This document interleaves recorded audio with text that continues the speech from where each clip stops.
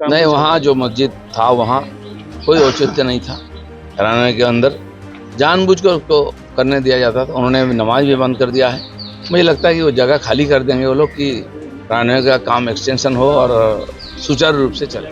नमस्कार, आप देख रहे हैं न्यूज वॉच इंडिया। मैं हूं आपके साथ अंजलि रजावत। क्या किसी एयरपोर्ट के अंदर बनी 136 साल पुरानी मस्जिद में नमाज पढ़ने पर पाबंदी लगाई जा सकती है? जी हां, कोलकाता इंटरनेशनल एयरपोर्ट पर इस वक्त एक ऐसा ही बड़ा फैसला लिया गया है जिसने राज्य की सियासत से लेकर सोशल मीडिया तक एक नई बहस छेड़ दी है।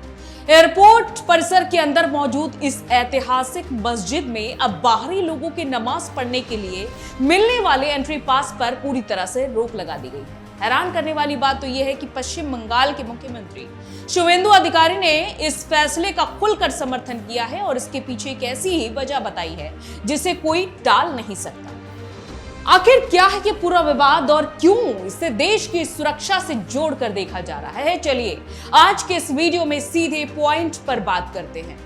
पूरे मामले को आसान भाषा में समझें तो कोलकाता के नेताजी सुभाष चंद्र बोस इंटरनेशनल एयरपोर्ट के अंदर एक बेहद पुरानी मस्जिद स्थित है जो करीब 136 साल पुरानी है। सालों से ये परंपरा चली आ रही थी कि स्थानीय लोग और आसपास के नमाजी सुरक्षा एजेंसियों से एक एंट्री पास बनवाकर एयरपोर्ट के इस हिस्से में नमाज अदा करने आते थे।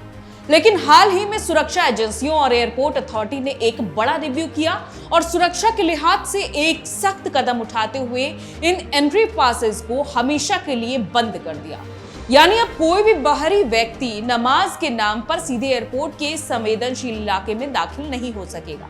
इस फैसले के आते ही विरोध के सुर भी उठने लगे, लेकिन तभी एंट्री हुई राज्य के मुख्यमंत्री शुवेंदु अधिकारी की। इस फैसले पर राजनीति गरमाई तो मुख्यमंत्री शुवेंदु अधिकारी ने सामने आकर स्थिति साफ की। उन्होंने इस कदम का पूरी तरीके से समर्थन करते हुए साफ कहा कि यह फैसला किसी धार्मिक भेदभाव की वजह से नहीं, बल्कि विशुद्ध रूप से राष्ट्रीय सुरक्षा को ध्यान में रखकर लिया गया है।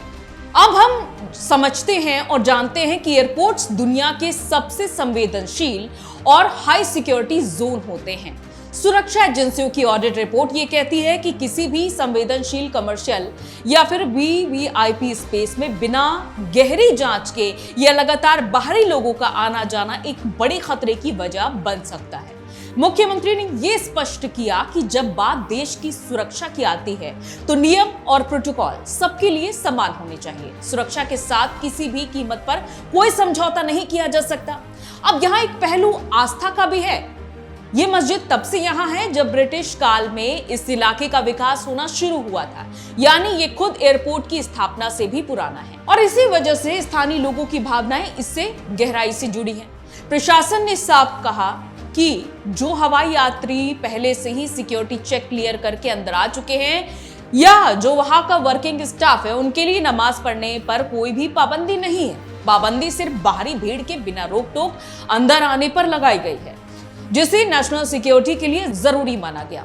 तो दोस्तों, यह था कोलकाता एयरपोर्ट मस्जिद विवाद का पूरा सच।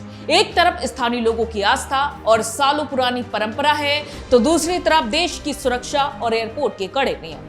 मुख्यमंत्री शुवेंदु अधिकारी के इस फैसले और सुरक्षा एजेंसियों के इस कदम पर आपकी क्या राय है? क्या राष्ट्रीय सुरक्षा के लिए ऐसे कड़े फैसले जरूरी हैं? हमें नीचे कमेंट बॉक्स में जरूर अपनी राय बताइएगा।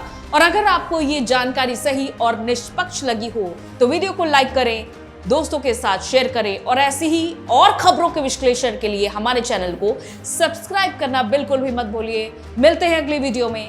जय हिंद।